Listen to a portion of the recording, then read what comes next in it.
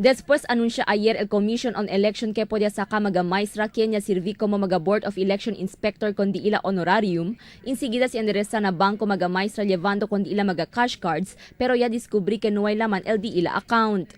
Na magareklamo ya recibí el COMELEC, el Acting Election Officer del Distrito 1 Hamja Omar, ya habla que ya enfrenta problema na law del banko, razón para cuantos del mga BI no hay puede sacar con di ila honorarium. Según con Omar, aún que man download ya el oficina central con el budget na Land Bank, pero ya tiene shortage of amount.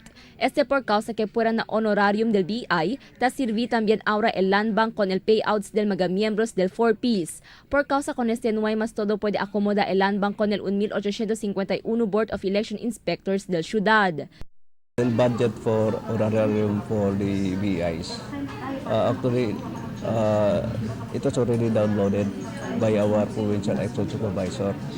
Actually, yesterday, Yamira yung mga BIs o mga teachers, they started claiming their honorarium. Diyan ito mga slight complaints about shortage of amount. Por causa con según que negocia también el COMELEC na otro banco donde puede sacar el mga BI con di ila honorarium. Pura na Land Bank puede también endereza el mga BI na RCBC Bank y BPI. Aside from apel datong the BI payment, ito man simultaneous el release del profits del mga datong kuan barangay.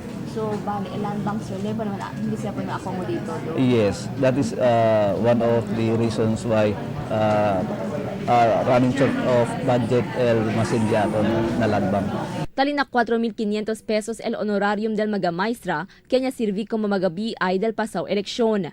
Pura na mga BI, de mas temprano ya podía según distribuhi el COMELEC el honorarium del mga vote counting machine technician kanya sirvi del eleksyon. Crystal Almonia, Dateline Zamboanga.